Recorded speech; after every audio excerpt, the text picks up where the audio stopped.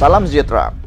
Heboh di media sosial hari ini, tindakan beberapa ahli parlimen yang keluar dewan. Ini adalah tindakan ahli parlimen pembangkang. Anda nak tahu kenapa mereka keluar dewan?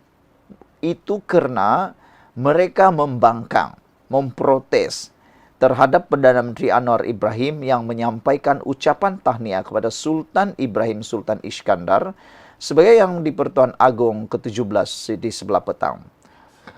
Walau di luar sana ramai pula yang menyokong tindakan keluar dewan itu, tapi tak tahu pula kenapa, mereka tak tahu pun kenapa Anwar Ibrahim berucap sebelah petang. Anwar Ibrahim berucap sebelah petang kerana ada lawatan rasmi daripada Perdana Menteri Myanmar. Dia kena jumpa sebelah pagi. Lawatan rasmi itu wajib dihadiri kerana nanti kalau ada pelaburan daripada Myanmar, kita yang rugi kalau tak dapat jumpa kan. Itu pertama. Yang kedua, walau lupa kemarin Haji Hadi pun tak hadir Dewan Rakyat. Kita tahulah dia tak sehat. Tapi itu tak dikecam pula oleh Walaun. Anwar Ibrahim yang datang petang kerana ada urusan pagi. Anwar Ibrahim telah nyatakan sehingga 1.45 petang dia terpaksa berjumpa dengan Perdana Menteri Myanmar. Tapi dalam masa 15 minit, 1.45, Anwar telah bergegas ke Parlimen untuk menghadiri sidang Parlimen. Walaupun dalam keadaan sibuk, dia tetap menghadiri sidang Parlimen untuk berucap tahniah kepada yang di-Pertuan Agong sekarang dan juga yang di-Pertuan Agong sebelumnya. Kerana telah pun menamatkan tanggungjawab sebagai Agong dengan jayanya. Tapi yang itu pun, bayangkanlah pembangkang kita ni, kadang-kadang kita pun bingung jugalah dengan tindakan mereka ini. Adakah ini adalah satu teladan yang baik daripada pihak pembangkang? Sikit-sikit protes lari, sikit-sikit protes lari, sikit-sikit protes lari, sikit-sikit protes tiada di dalam dewan. Macam mana nak berbahas? Macam mana nak keluarkan masalah rakyat? Anda yang ada di sana, di luar sana, yang menyokong pembangkang itu, fikir-fikirkanlah macam mana masalah Anda di kawasan Anda boleh dibawa oleh ahli parlimen Anda kalau mereka ni suka keluar dewan. Lain lagi lah yang kes yang sangat kerap tak hadir ke dewan. Hanya 33 kali hadir daripada 103. Itu kalau di sekolah sudah boleh digantung sekolah. Saudara-saudara sekalian, sebelum itu Ketua Pembangkang Hamzah Zainuddin telah pun bangkit dari kerusinya untuk membantah masa ucapan Anwar yang menurutnya sepatutnya dilakukan lebih awal pada permulaan persidangan Dewan Rakyat pagi tadi. Tapi itulah, Anwar Ibrahim dah nyatakan dia berjumpa dengan Perdana Menteri Myanmar. Dia ambil kesempatan untuk berucap pada sebelah petang dan telah diluluskan. Telah diluluskan mengikut peraturan mesyuarat dan telah diluluskan oleh Speaker Dewan. Tapi yang itu pun tak boleh diterima. Tak tahulah. Mereka ikut sajalah kehendak mereka kan, macam itulah. Satu perkara lagi, Anwar Ibrahim di dalam ucapannya dia kata itulah kalau penuh dengan dendam kesumat dan mungkin cemburu dengan kerajaan, kata Anwar Ibrahim. Menurut Hamzah Zainuddin, tidak pernah berlaku sebelum ini seorang Perdana Menteri menyampaikan ucapan sebegitu apabila perbahasan Tita Baginda sudah dimulakan di dalam Dewan.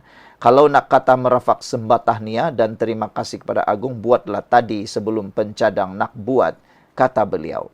Tapi Anwar Ibrahim dah tadi bagi tahu bahawa beliau terpaksa melakukan pekerjaan rasmi beliau untuk berjumpa dengan Perdana Menteri Myanmar. Bantahan Hamzah itu dibuat sebagai tindak balas kepada usul yang dicadangkan oleh Menteri di Jabatan Perdana Menteri memohon kebenaran Dewan Rakyat agar Anwar menyampaikan ucapan terima kasih dan tahniah kepada Sultan Ibrahim atas pertabalan baginda. Cadangan itu segera disambut dengan bantahan pembangkang sebelum Speaker Dewan Rakyat menggesa undian blok yang menyaksikan majoriti ahli Dewan Rakyat menyokong cadangan membenarkan usul menteri itu. Yang ini kena tahu, kalau sudah usul diterima, apalagi yang mau dibuat oleh pembangkang. Inilah mereka nih tak belajar tentang uh, keputusan majority. Mereka mau juga keputusan mereka dilihat. Anwar memberitahu parlimen bahwa dia tidak dapat menyampaikan ucapan sebelah pagi kerana dia mengadakan pertemuan dengan Perdana Menteri Kamboja. Oh, bukan Myanmar, Kamboja. Dia berjumpa dengan pertemuan dengan Perdana Menteri Kamboja, Hun Manet, yang sedang dalam lautan rasmi ke Malaysia. Jadi kalau Anwar tak jumpa, nak hantar siapa? Lagi tidak afdal kan kalau Perdana Menteri dari Kamboja datang melawat Malaysia, tiba-tiba hantar pula orang lain. Itu memang tidak bijak sama sekali. Itu perlu diingat. Kebijaksanaan itu penting. Anwar menyatakan bantahan kerasnya terhadap ahli parlimen pembangkang yang bertindak keluar ketika kerajaan merakamkan penghargaan kepada Agong. Anwar turut membidas cadangan Hamzah supaya dia menyampaikan ucapan pada akhir sesi perbahasan. Anwar kata, sepatutnya saya datang pagi tadi. Kita ada kunjungan rasmi daripada Perdana Menteri Kamboja, Hun Manet. Sebab tu saya mohon kebenaran speaker untuk bentang pukul 2.30 petang. Kalau kita nak terima kasih pada mantan Agong di akhir sidang, tak munasabah, kata Anwar Ibrahim. Pembangkang tunjuk sikap tak sopan dan tak hormati institusi Agong, kata Anwar lagi. Satu komen daripada netizen berkait dengan isu ini oleh Cari Makan, dia kata denda mereka yang keluar membantah. Saudara-saudara sekalian, apabila perbuatan keluar-keluar dewan seperti ini sering berlaku, ia membuatkan kita semua terfikir, layakkah ahli parlimen ni jadi ahli parlimen? Ya, layaklah kan, itu sebab diorang menang. Sebab mereka ni telah dipilih oleh pengundi-pengundi. Saudara-saudara sekalian, sebagai mengakhiri ulasan kita tentang tindakan keluar dewan oleh ahli pembangkang ini, kita harap semua penyokong pembangkang, sekurang-kurangnya anda mengetahui sebelum anda kecam Anwar Ibrahim, anda ketahui dululah kenapa Anwar Ibrahim berucap pada 2.30 petang tadi. Beliau bukan tidak hadir kerana malas, beliau bukan hadir kerana banyak ada pekerjaan yang lain, bukan secara rasmi. Anwar Ibrahim terpaksa membuat ucapan pada 2.30 petang kerana terpaksa berjumpa dengan kunjungan rasmi Perdana Menteri Kamboja. Yang kedua, Anwar Ibrahim telah mendapat kebenaran untuk membuat ucapan itu melalui undian blok. Majoriti menyokong Anwar Ibrahim menyampaikan ucapan. Jadi kalau dah menang majoriti, kenapa lagi ada yang tak setuju? Anda pilih, anda tanyalah, jawablah sendiri. Kita jumpa lagi. Bye-bye. Salam sejahtera. Ini komen daripada Taqiyuddin Hasan, PAS. Berkaitan dengan titah Ketua Duli Yang Maha Mulia yang di-Pertuan Agong. Agong bertitah, Baginda mengatakan bahawa tunggu PRU jika nak tukar kerajaan. Ini pula kata PAS. PAS beranggapan itu pandangan tuanku. Kadang-kadang kita bingung jugalah kan. Sultan yang di-Pertuan Agong itu mewakili payung kepada negara. Payung yang memayungi rakyat. Baginda bebas politik. Baginda tidak mewakili mana-mana parti politik, mana-mana blok kerajaan atau pembangkang. Yang tahunya, Baginda mewakili suara rakyat. Apa yang Baginda suarakan, itulah kehendak rakyat yang sepenuhnya. Tapi ada juga yang kata begini, Taqiyuddin kata itu pandangan tuanku. Makna kata mereka masih mempunyai hati untuk cuba menidakkan pendapat tuanku itu. Ada andaian bahawa mungkinkah pembangkang sudah punya rancangan untuk mau jatuhkan kerajaan ini sebelum PRU. Apabila mereka kata itu pandangan tuanku, apabila tuanku kata tunggu PRU jika nak tukar kerajaan, dan PAS pula kata itu pandangan tuanku, makanya kita dah mula faham PAS tidak akan berhenti.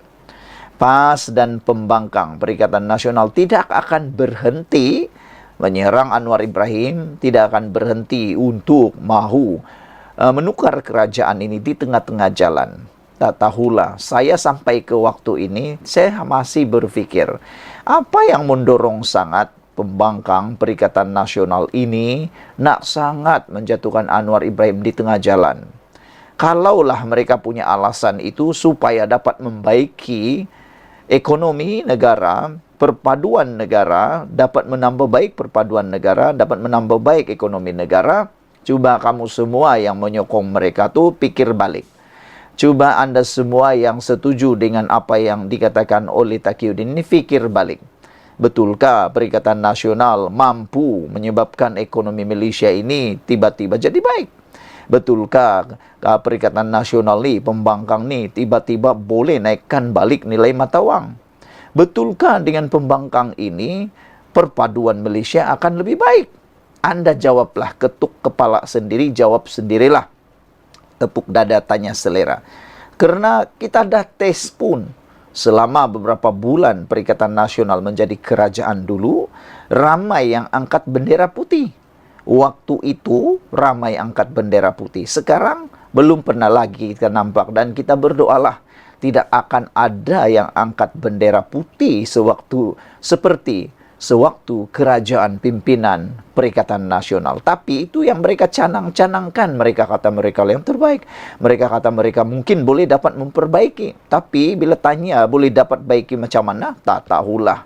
Kita pun tak tahu sangatlah macam mana cara mereka nak baiki. Tapi kalau betullah mereka ni boleh membaiki kerajaan, membaiki ekonomi perpaduan dan juga membaiki nilai mata wang sekarang, bagus jugalah mereka cadangkan cara itu. Jangan tunggu mereka jadi kerajaan baru cadangkan. Cadangkanlah sekarang, kan? Cadangkanlah sekarang. Dan soalan kita sebelum lagi kita berpisah, agak-agak nanti kan, kalaulah mereka berjatuh tumbangkan Anwar Ibrahim, siapa Perdana Menteri yang layak? Samsuri? Mungkin juga bolehlah kan, itu daripada PAS. Bagaimana dengan Bersatu? Maukah mereka PAS menjadi Perdana Menteri? Kalau Muhyiddin, mungkinkah Muhyiddin boleh memimpin negara ini membaiki nilai mata wang perpaduan? Kalau Taqiyuddin, Hamzah Zainuddin, Azmin Ali mungkin pilihan Anda. Sekian dulu untuk kali ini. Jangan lupa tinggalkan komen Anda, tekan butang subscribe. Kita jumpa lagi. Bye-bye. Selamat petang, salam sejahtera. Terima kasih karena bersama dengan saya di Nazilin Unity Channel. Ini bukan lucu, tapi ini bikin panas. Mana kan tidak? Baru sahaja Sultan Ibrahim Agung kita yang baru saja mula menjalankan tugas Baginda bertita tentang permainan politik, dan Baginda mengingatkan, menegaskan jangan lagi main politik, jangan ganggu kestabilan kerajaan yang ada sekarang ataupun kestabilan negara sekarang. Tiba-tiba pula lah ini Tuan Ibrahim masih pula bermain politik walau telah ditegur oleh Ketua Duli Yang Maha Mulia yang di-Pertuan Agong. Ini apabila Tuan Ibrahim, Tuan Man menyatakan, insya Allah saya jangka mudah-mudahan tak akan habis penggal ini. Agung dah kata tak nak layan, tidak mahu layan lagi apa-apa permainan politik. Kalau nak jatuhkan kerajaan, tunggu PRU 16. Tapi tak tahulah, kita pun tak faham sangatlah. Kenapa mereka ni sangat mahu tumbangkan kerajaan di tengah jalan? Adakah ini satu budaya yang baik? Pada pendapat saya, ini budaya yang tak baik sama sekali. Nanti jadi ikutan-ikutan, demi ikutan. Katalah nanti kalau Perikatan Nasional pula jadi pembangkang, baru 3 bulan, 4 bulan, mahu ditumbangkan lagi. Sampai bila ini boleh berlaku? Sampai bila ini akan berterusan? Kita pun muak. Rakyat Malaysia pun sebenarnya muak. Itu sebabnya ramai rakyat Malaysia menyanjung tinggi berterima kasih kepada Duli Yang Maha Mulia di-Pertuan Agong atas penegasan Baginda berkaitan dengan permainan politik ini. Tapi itulah pemimpin-pemimpin pembangkang masih tak serik-serik, tak henti-henti mahu menjatuhkan kerajaan. Ini pula langkah yang terkini. apabila PAS menganggap perhimpunan aman yang diadakan sebagai manifestasi kepada rasa tidak puas hati penyokong PH kepada kerajaan perpaduan. Mereka memanipulasikan perhimpunan aman bersih itu. Sebenarnya perhimpunan aman bersih itu bukan untuk pembangkang. Ulang sekali lagi, bukan untuk pembangkang, tapi mereka menuntut reformasi sepenuhnya. Agak-agaklah, kalau Anwar lakukan reformasi sepenuhnya, siapa orang pertama yang akan marah? Siapa orang pertama yang akan kepanasan macam cacing kena matahari? Pasti pembangkang. Nanti kalau Anwar Ibrahim buat reformasi sepenuhnya seperti yang dituntut oleh Bersih ini, reformasi 100%, agak-agak kita lah kan, pasti akan ada yang moroyan, yang akan berteriak sini sana kata negara ini dah liberal, dah sekuler lah, liberal lah dan semacamnya. Itu sebabnya Anwar Ibrahim masih lagi berkira-kira 100%, tapi ini pun diguna pakai oleh PAS, diguna pakai oleh Bersatu, diguna pakai oleh parti pembangkang. Seakan-akan perjuangan bersih itu mereka punya. Tapi sebenarnya bagi yang mahu faham, pergerakan bersih itu bukan untuk membantu pembangkang, tetapi untuk membantu Anwar Ibrahim. Karena reformasi itu lahir sebenarnya daripada Anwar Ibrahim. Jadi nak canang tentang reformasi, buat dulu reformasi di Perikatan Nasional, baru tuntut reformasi Anwar Ibrahim. Nanti takut-takut nanti kalau Anwar lancar reformasi 100%, nah ramailah pula yang nanti moroyan di sana sini, marah di sana sini, kata Anwar Ibrahim pula kejam, Anwar Ibrahim pula tidak dengar suara rakyat, liberal dan macam-macam lah yang dicop kepada Anwar Ibrahim. Dan yang kita nak bagi juga tahu kepada pembangkang, kerajaan maupun siapapun, mereka harus ingat bahawa Ketua Duli Yang Maha Mulia di Pertuan Agong telah memberikan peringatan. Cukuplah berpolitik. Tunggu PRU 16 baru buat politik, baru berpolitik, baru berkempen.